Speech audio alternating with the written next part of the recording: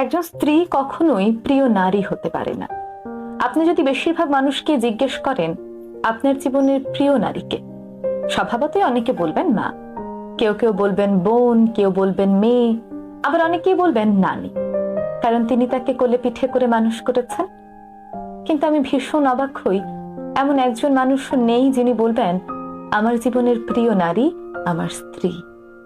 আসলে বাঙালিদের সমস্যাটা হলো স্ত্রীকে ভালোবাসি বললে মান সম্মান কমে যায়, স্ত্রীর কাছে ছোট হতে হয়, লোকে বউ পাগল বলবে, আবার অন্যান্য পুরুষের কাছে নিজের পৌরুষত্বটা একটু কমে যায়। আচ্ছা, এমন একজন পুরুষও কি নেই যার অসুস্থতার সময় তার স্ত্রী হাসপাতালের বেডের পাশে নির্ঘুম রাত কাটিয়েছে?